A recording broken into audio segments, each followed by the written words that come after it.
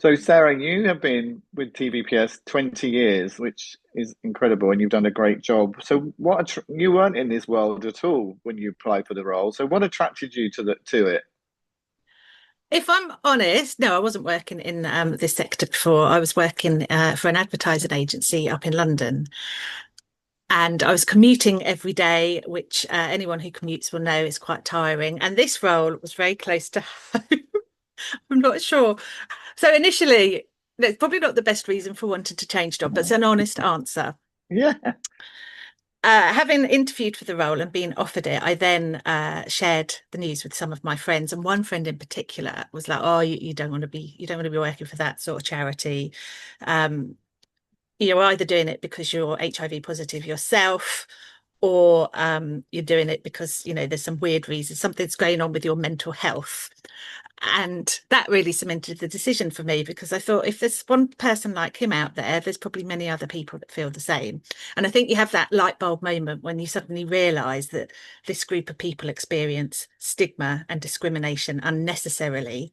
Um, and I've always loved a cause and I've always liked to kind of raise awareness. I've done that through volunteering over the years. And I thought, right, these attitudes have to stop naively because I'm only one person. How am I going to stop the public's perception of HIV?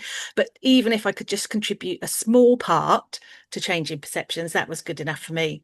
So I was off, and you've not been able yeah, to get rid of me since. no, and that's good. I'm pleased. It's been great. Done a lot. You've made a lot of impact, so appreciate that. Which actually leads nicely onto my next question: was how has HIV and the role of TPS evolved in the 20 years that you've been with us? Oh, well, the charity's grown. So when I started, it was just me. I was the only paid employee, and then we had a handful of volunteers. Um, I think the service user base has changed as well. So people have had to return to work. Some have very sadly passed away. Um, and the services we provide have changed as well, in part because of the cost of living crisis. So when I started, we had specialist HIV social workers. They were employed by the council and they dealt with all the housing and the benefits, the immigration issues. And that meant we could focus as a charity on counselling, complementary therapies, respite breaks, peer support, and a drop-in service. And people felt really supported. Back then, we had no homeless people. We had very few people with mental health issues.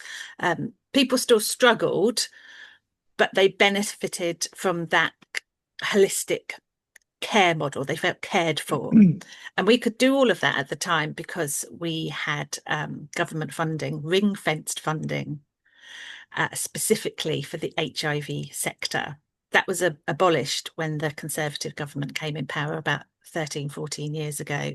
And that's when things started to change for the whole of the HIV sector because there was less money. So we went from having a really good, solid mechanism for support for people to living with HIV to suddenly facing cuts. Um, and that, I think, caused an awful lot of damage to people living with HIV because all of a sudden they didn't have a social worker that they could turn to with issues around living standards or those kind of things.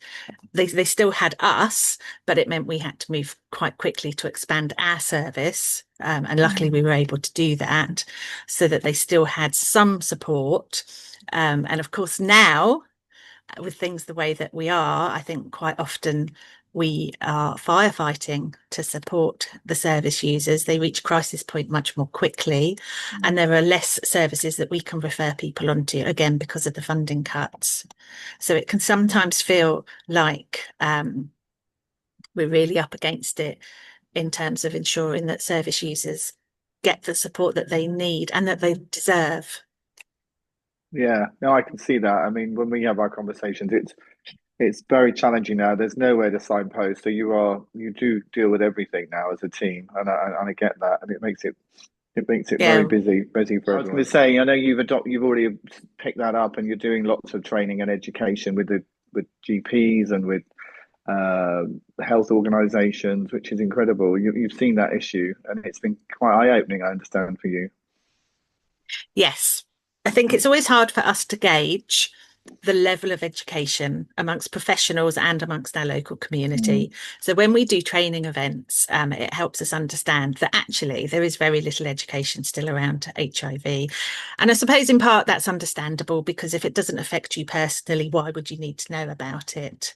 But it doesn't help that some people's ideas around HIV are still very much entrenched in the 80s. And you think that was 40 years ago, mm, and yet that stigma is still so powerful. So there's a lot for us to do in terms of still doing that. And I think when we look towards 2030 and the fact that we're looking to reduce transmissions of HIV, there'll always be the stigma. There's always going to be a role for us to do in kind of reducing that stigma and normalizing HIV. yeah, So totally. that's one of our challenges. And then the other challenge, anybody who works for a charity will know what I'm going to say next. The other challenge is funding. Mm, We've all experienced funding cuts. We've all seen a change in how people are able to live their lives because of the cost of living crisis. And it's really hard, I think, for us to see people suffering because of those cuts. And logistically, there's only so much money to go round. Um, Lots of charities now are applying to grant providers. We've always had to do that, and we will continue to do that. But it's very, very competitive. There's less mm. money. There's organisations that are swamped with people who need support. So that's a huge challenge for us. But I think we have a strong case for securing funding because we can evidence need.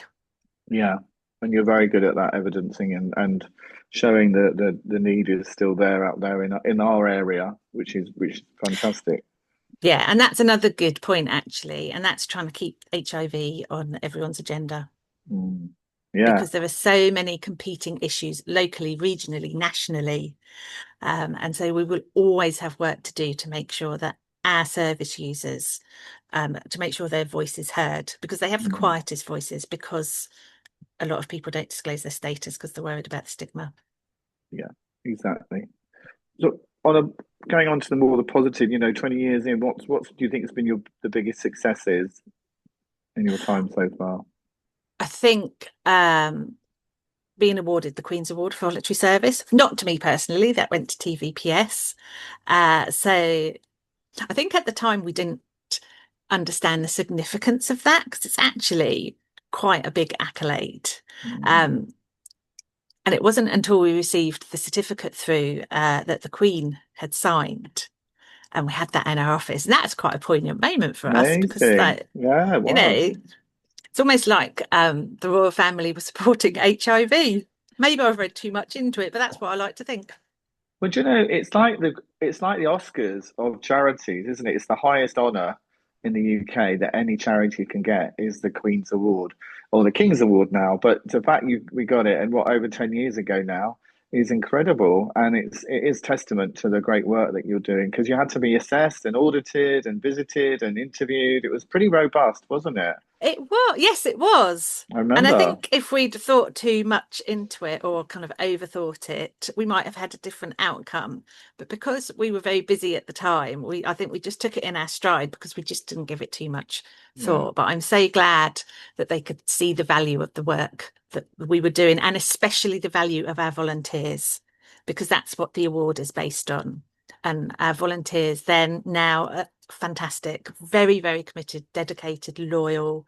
We wouldn't be where we were without their input. I think one of the things you also should celebrate, you and Jess and the team, is the fabulous podcast you've done. I mean, my goodness, it's incredible. You've done amazing work on that, and the reach it has now across, I know, 180 odd countries, and the following you've got is incredible. So, well done to you guys for doing that and keeping that awareness. And that's where the messaging of you equals you and all that's come up, and different issues. So yeah, fantastic. Well done. When you think back, what stands out for you as a pivotal moment for you? I think that's a really hard question to answer, because there isn't just one moment. If I'm honest, each year when we secure our funding for that year, that's a pivotal moment.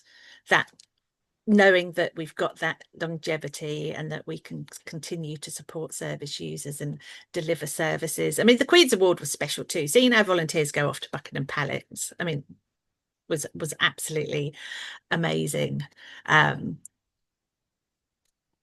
But I can't say there's been one moment during the time that I've been at TVPS when I thought, yes. I think in part that is because I'm a very forward-thinking person, as you know. Mm. Um, You never sat on your laurels. You've never sit on your laurels. You never know you've made it because you know there's always another challenge around the corner that you need it's to so think about. true. Yeah, yeah. It's so true. It's as you said, everything's changing so quickly, and some of those Mm, changes are beyond our control. So mm. maybe the pivotal moment for me is that we've had 40 years of TVPS Yeah, against a backdrop of so many changes and so many challenges. We're still here. So that's my amazing. moment right now. It's happening right I now. think you deserve a little ripple for that. Well done. Well done. Really good. And what gives you hope for the future of our HIV community? Oh, the fact that they're living into old age. Um, that gives me a lot of hope. The government supporting ending transmissions by 2030. HIV is on the government's agenda. That's kind of really Mm, hopeful for us as well. And because when the aid support grant was stopped, it felt like we weren't on anyone's agenda or anyone's radar. Um, so to have the government's backing, I think, is really hopeful for us for the future as a sector. yeah, absolutely. And I think all of the work that's going on within TVPS, we have the best, the most talented team. We have such knowledgeable trustees. We've got really good volunteers, and that's kind of replicated across the sector. So there are other HIV charities that have um, all of that knowledge and expertise too. So a lot goes on behind the scenes. Some of it goes on, is more visible as well. But we're all working to make sure that people living with HIV have equality, that they're treated well, that their voices are heard, that they get the Mm, services that they need. And that gives me hope too. We're not an isolated charity. We're all working towards the same things. So I think whilst the future is going to be very challenging, as it is for any charity at the moment, we've got a lot of good things going on too. yeah, yeah. And then finally, what are the three words you would use to sum up TVPS and the work that you do? Oh, I haven't come up with a fancy slogan like you did. That's very clever. But if I was to say three words, I would say resilient, passionate, and innovative. Yeah, all great words and all exactly what it says what we say on the tin, doesn't it? It's great. Absolutely. I think resilience is probably the biggest one we've had, but yeah, and the energy levels have always been great. We've never said we can't, can we? We've always said we can and we Yeah. will. And we've always tried, even if it wasn't as great as we wanted it to be. We've tried everything that came along or tested and tried everything that's been put in our way to make sure it. Oh, that's very true. I think, one of our biggest strengths is we are not afraid to try things, No, great. new things, different things, Yeah. and it's all, our quest is always to normalize HIV and to ensure that our service users have a good life.